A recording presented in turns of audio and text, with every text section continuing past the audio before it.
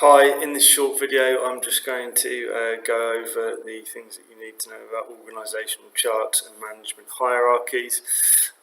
So the specification says that you need to be familiar with internal organisational structures, layers of management. You need to understand the term span of control, and you need to be familiar with the concepts of centralisation and decentralisation. So these all come together under one topic really. So this is an example of an organisational chart. It shows all of the jobs within an organisation. It shows who reports to who.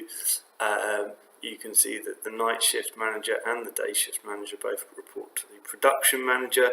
There's a night team leader, 2 teams on the night shift, 2 teams on the day shift. And so you can get an idea of how many people are in the organisation and the way in which job roles and communication flows.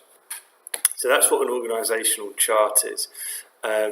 You need to have an understanding of what a hierarchy is. So a hierarchy is simply a diagram that shows the number of layers in an organisation. In this organisation there's 1, 2, 3, 4, 5, 6 layers. You need to understand the term span of control. I suggest you look it up in any of the books that you've got, span of control, for a textbook definition. But it basically means how many how many people each line manager is responsible for. So the production manager, going back to his or her role, the production manager is responsible for 2 people. There's 2 people in his or her span of control, whereas the night team leader too has 3 people in their span of control.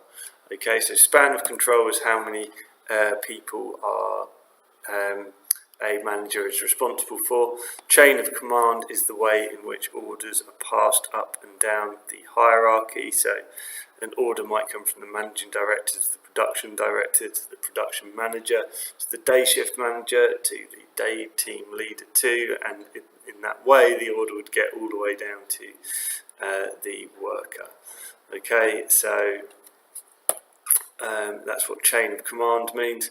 Right, you need to know tall and flat hierarchies. So here is an example of a tall hierarchy here on the left, and a flat hierarchy here on the right.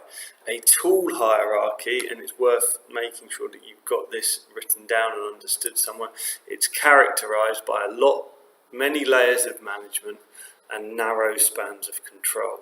So you've got a lot of layers of management, alright, but each manager is responsible for a relatively small group of people. So this would be quite a tall organisation really, because there's relatively small spans of control, only 3 people in teams.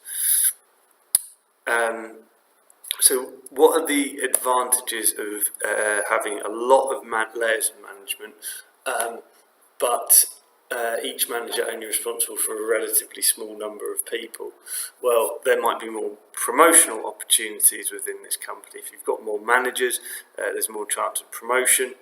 However, it is going to mean that if you've got a lot of managers, that's more salaries that you need to pay out, so more staff and higher overhead costs.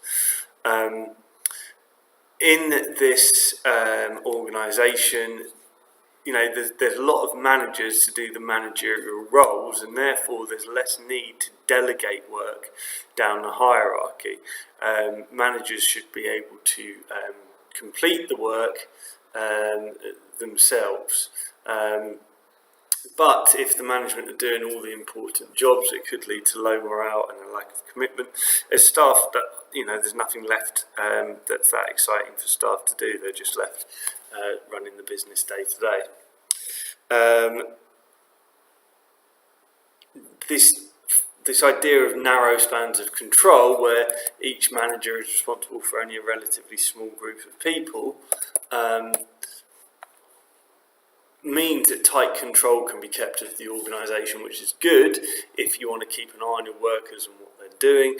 It should be beneficial for quality, safety, security, making sure that people are doing what they should be doing. However, it can be bad news for morale, because obviously if you've got a manager looking over you all the time, it can be quite disheartening. So that's tool structures. A flat structure, a flat organisational structure, may only have 2 or 3 layers of management in it, but those managers are each going to be responsible for relatively large teams. So there's few layers of management, but quite wide spans of control. So rather than 2 or 3 people in the team, each manager might be responsible for 10, 20, even 30 people in an organisation. So the features of flat structures with wide spans of control: individual managers have less time for each subordinate and therefore must delegate effectively. Okay, so if your manager is managing 30 people, it's far more difficult for your manager to give each worker individualised, personalised time, and therefore that means they're going to have to delegate the workload out. The manager is trying to manage a huge team of people. That's going to involve having to delegate a lot of tasks to people below them. And delegation means that staff that are given greater responsibility, which should increase their motivation.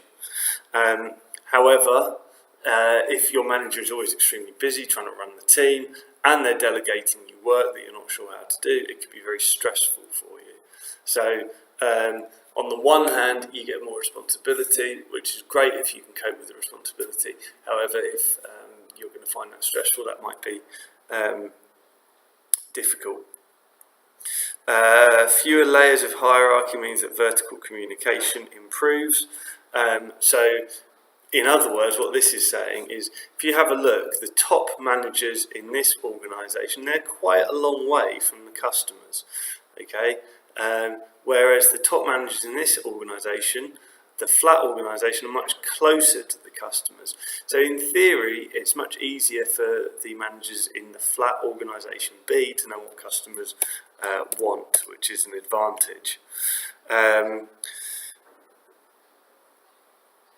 So it can lead to greater efficiency as well, because we're closer to the customers, so we know what they want, and we've got fewer layers of management. So it's a much cheaper organisation to run organisation B, because you don't have to pay lots of different pay grades, salaries, etc.